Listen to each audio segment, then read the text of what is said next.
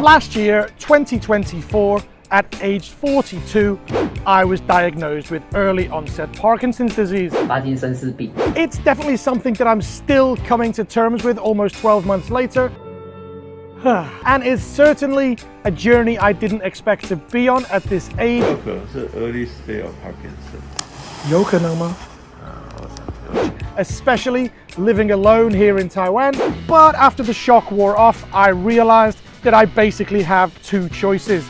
I can ignore the disease, let it take over my life, let it define me, or I can start making lifestyle changes. And there's nothing like an incurable, degenerative, neurological disease to inspire you to change your life and try to be a little bit healthier. So in today's video, I'll be taking you through some of the healthy lifestyle changes that I've been making, that I'm going to make, that I must make in order to face this very serious disease as head-on as possible. So I'll be explaining to you how I've changed my diet, my exercise regime, how my sleep is so important, and of course, how I get around this beautiful island now I'm facing this incredibly serious condition. First major lifestyle change I've had to make is just slowing down. And I don't mean slow down as in a let's wake up and smell the roses kind of poetic way. I literally move a little slower now. My body is being affected by the disease so that everything happens a little bit slower. And I've kind of matched my lifestyle to that. So where my lifestyle maybe used to be a little bit rushed, a little bit hectic, taking Ubers, riding scooters to get places as soon as possible, now I take it a little bit more easy, use the U-bike a little bit more often. I'll come to exercise a little bit later, but yes, one of the main symptoms of Parkinson's is a slowness of movement, and I'm definitely starting to feel that. Even though I'm taking some really amazing medicine that is helping me with tremors, I definitely feel like I move slower, and as such, I'm not giving myself as much pressure to be places on time, to make as many meetings, not giving myself as much pressure to make a video every single week. If I feel tired, if I feel slow, then I match my lifestyle to that and don't give myself too much pressure, don't force myself into working too hard. And I'm sure any other Parkinson's patients that are watching this will agree with me and will understand that life just becomes a little bit slower, and that's okay. And one of these lifestyle changes was actually made just before I knew about my condition, and that was when I invested in an Emma Memory Foam Hybrid Deluxe mattress.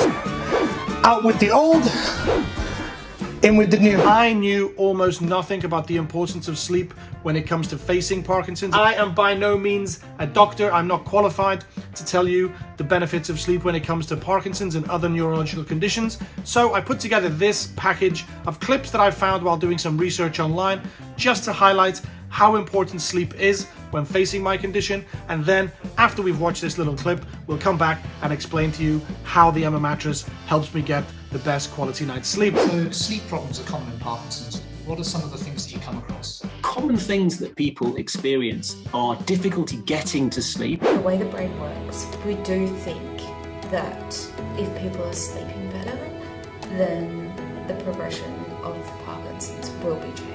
Sleep is a particular problem in Parkinson's disease, and this is because Parkinson's disease has very special features that can affect our sleep system. People with Parkinson's often experience sleep fragmentation. So broken sleep is definitely a feature of the condition, but the causes for that broken sleep are all varied. Actually, napping is what the brain needs. Because of Parkinson's disease, the brain circuitry is kind of working in overdrive, and so therefore needs a bit of rest and recuperation. Part of Parkinson's disease is deterioration of sleep-controlling regions of the brain. Yeah, that's really interesting. I find that just a 5 or 10 minute power nap in the afternoon, really revitalises me. It makes a world of difference. Yes, no, I'd agree, and I think people's function often is better. Their motor, their movement function can be better, and I think it's really important to recognise that and to just factor it in as part of the day. So yes, that's how important sleep is when dealing with Parkinson's, and this mattress 100% wholeheartedly couldn't be better in helping me get that good quality night's sleep. One of the big problems I face in Taiwan, especially during summer, is the uncontrollable levels of heat. I actually really don't like sleeping with the air conditioning on, As you can see, I don't have the best air conditioning unit, so the Emma mattress, the cover is made of this breathable, temperature controlling fabric with little dimples in. It looks a bit like a golf ball, but that allows the air to circulate around my body, preventing me from sweating too much. Don't want to get too disgusting, but sweating is a problem I face on a daily basis here in Taiwan. But luckily for me, I don't face it on a nightly basis. My temperature is much more controlled when sleeping on the Emma mattress. And another very important factor to consider when choosing sleeping products in order to help you get the best quality night sleep possible is your pillow. I've gone for the Emma memory foam pillow, which again, as well as having a removable, breathable, washable cover, has 3 layers of comfort, which you can adjust in order to get the perfect angle for your neck while sleeping. I absolutely swear by my Emma memory foam pillows, and as well as the mattress, they make the perfect combo to get the best quality night's sleep. The mattress itself and its German engineered design and build quality are absolutely perfect for a good night's sleep. It's the perfect combination of comfort with support, and I'm pretty sure that's down to the memory foam that surrounds those pocket springs, which means that whatever position I'm sleeping in, my body feels supported and comfortable, but not like I'm sleeping on a marshmallow or something soft that doesn't support me. So if this rather elongated speech about Emma mattresses has convinced you to try one, then please check out my link in the description down below, where Emma are having their 618 shopping day sales promotion, offering you as much as 48% off the cost of everything on their store, which included with their free delivery and an extra 10% off as a Life in Taiwan viewer when you use my code allan at checkout, meaning that you can pick up a life-changing piece of furniture, add it into your house for an absolute bargain. So don't forget to go check out the link in the description down below. As for now, let's get back to the video. So yes, thanks to Emma as always for sponsoring the channel and this video. And talking of sleep, there is only one thing I like to do more than sleep, and that's eat. And as a result of my diagnosis, I've had to seriously rethink my diet here in Taiwan. As you will no doubt be aware from watching my videos in the past, I love Taiwanese street food culture. We have places to get them. Noodle fan, scallion pancakes, bubble tea, I've had it all. But my Parkinson's diagnosis has meant I've had to cut down somewhat on some traditional Taiwanese foods. Other than exercise, nutrition is one of the most important things that you can change in your lifestyle when it comes to almost any disease, but especially something as serious as Parkinson's. And my doctor recommended to me a Mediterranean diet. Not so easy to find a fully Mediterranean diet here in Taiwan, but luckily for me, local restaurant Toasteria is just around the corner from my apartment, meaning that it's easy for me to find some delicious foods that perfectly match my dietary requirements. So for me, it's much less late night deep fried night market indulgence and much more healthy leafy greens, omega-3s, fish oils, which are all much more suitable for someone facing my condition.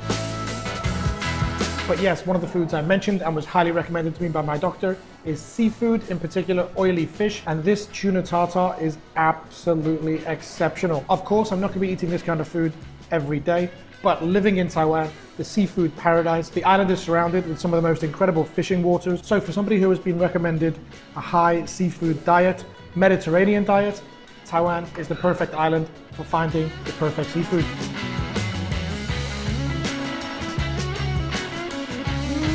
So as well as sleep and diet, another major important factor to consider when facing my condition is exercise. Exercise is basically medicine. So as well as using the U-bike more often instead of the scooter, I like to come down to the local park in the afternoons, do a bit of light exercise.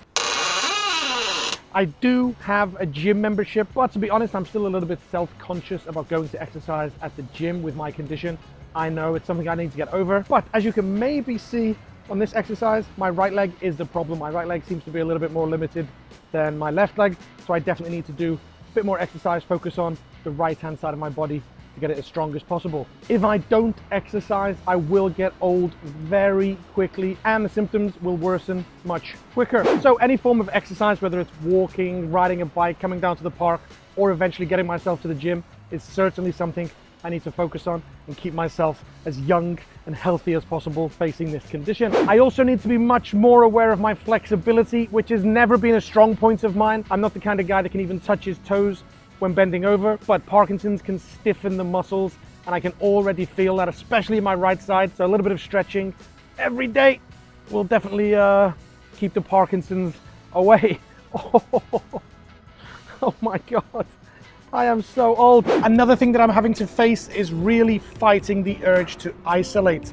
Living alone in Taiwan was already a very unique experience, very far away from family and loved ones, and even friends that we have in Taiwan don't meet every day. So even before I had Parkinson's, I was often alone. My job as a YouTuber is already quite isolating. I spend a lot of time filming alone, as you can see I am right now, editing alone in coffee shops, and spending a lot of time working at home without any co-workers. And my diagnosis last year made me really feel like I wanted to stay away from people and be a little bit embarrassed. I felt a little bit, but not wanting to put my condition onto other people, which is ironic as I'm doing that right now to tens of thousands of people. But yes, I've recently made a conscious effort to stay more connected, reply to friends' messages more consistently, reply to comments on YouTube videos more consistently. There are thousands of them, so it often gives me a bit of pressure to reply, but I do appreciate people's help and love and support. So again, I'm staying connected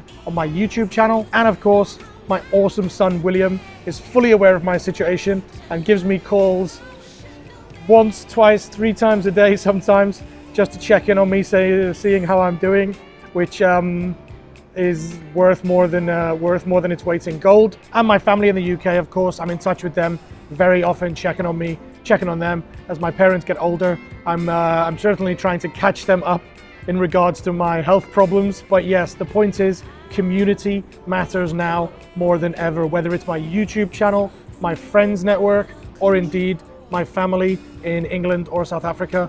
The community and the love and the support around me is something that I really need to focus on and make sure that I don't give in to that urge to isolate, hide away, stay in my apartment for days at a time without contacting anyone, as that can really affect the mental health. So yeah, feel free to get in touch. Either comment down below, message me on Instagram, and I'll do my best to reply. If you just want to say hi, just say hi, and that means more than you could ever imagine. Another big shift I've had to make is with my daily routine, or in fact, actually having a routine at all. As a YouTuber for the past few years, my routine has been somewhat unpredictable, and nowadays with the Parkinson's, I need to make sure I schedule an afternoon nap. If I don't nap in the afternoons, I'm absolutely exhausted.